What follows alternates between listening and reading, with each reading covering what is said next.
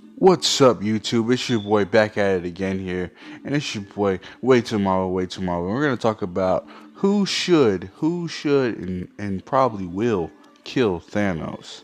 So, Endgame is due in a couple of days here, and we'll see who actually kills him. But I to be honest with you, I don't think he's gonna actually die because of multiple reasons. I think that he definitely has a lot more to do in this universe, and with there being more cosmic characters to enter the fold, he could easily be one of those characters like Doom, where he's siding with the heroes, or the heroes need him after they locked him away or anything like that, and then they release him to kind of help him or show them along the way, like kind of like what happened in Imperative.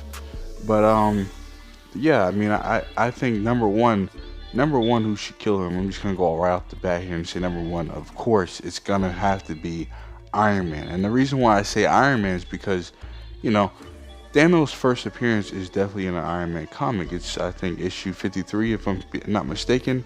And then also I just, you know, this is this is Iron Man's universe, and they have shown that they have a relationship in some kind of way in Infinity War. Thanos tells Tony, "You're not the only one, burdened or stricken with knowledge and stuff like that." And then there's also, they have a whole like action scene together. It's like it would be crazy for them not to do Iron Man.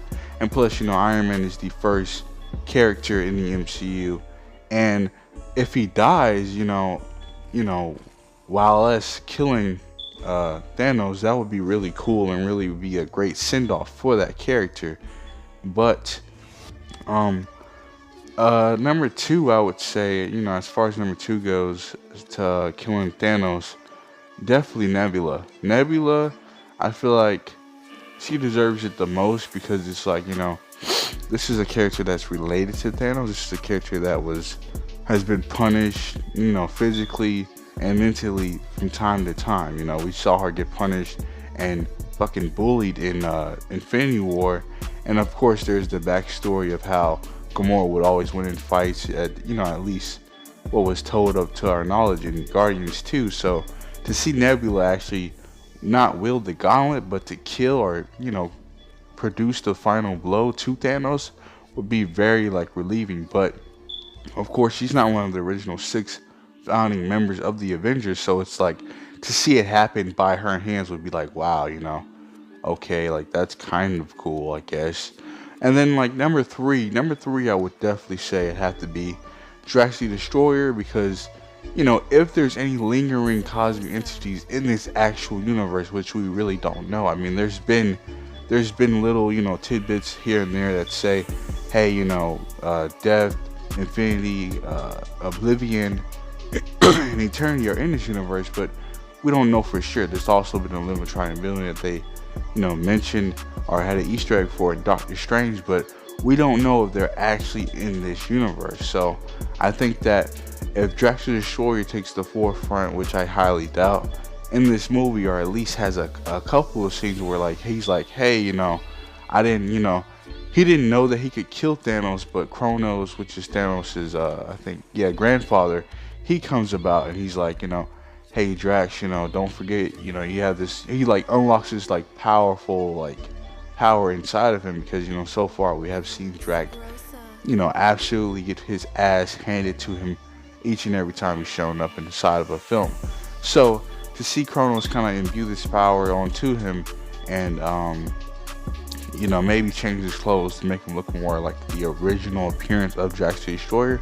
Reason why I don't think that will happen though is because if Kronos could kill him in the film and he hasn't already imbued his power and he hasn't made Drax to what he is, and Drax is originally a human, but whatever. So it's like, if Kronos gonna give him the power in the film, it will just be a little silly. So I feel like maybe they wouldn't take that route, because if they wanted to go that route, they would just have Kronos kill him, or all entities try to kill Thanos before or after the gauntlet, which I mean, we have to see the entities. And I would say number four would have to be, I would say Thanos. I mean, not Thanos, Thor, my bad.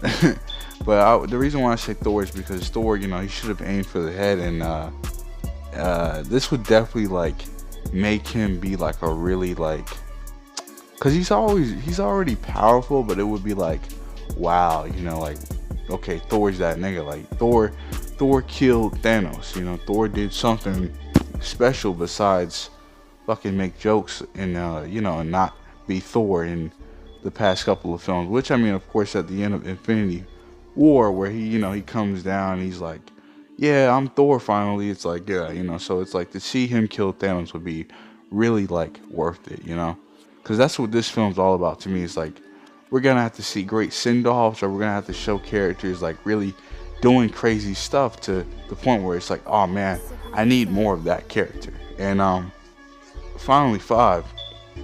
I would definitely say it had to be like, it's between two characters. I'm gonna split this one because I want to say Hulk, because they need a a matchup, and Hulk might be like a really good competitor for Thanos. He already is, of course, in the comics, but at the end of the day, it's like, this is without the gauntlet, so it's like, we haven't seen Hulk be that strong to the point where he could do something like that.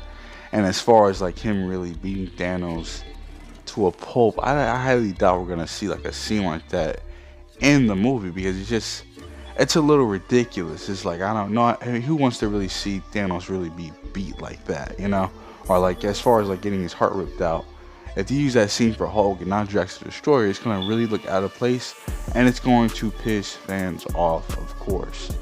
And I would say, like, as far as like the split decision, I mean, Captain Marvel, I'm not a fan of this. I'm definitely not gonna say that she should beat him. That's why I put her as the 5th spot in the split decision. But if I can understand why they want to go that route. It's like, hey, this character is powerful. Let's show you how powerful she is. She can take out Thanos. She's the one who did that. Remember that.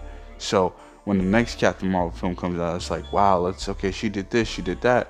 Well, let's see where else she'll go, But I definitely don't think that's gonna happen, because why would you want Captain Marvel to beat Thanos, and then she's just a new character? So it's like, yeah.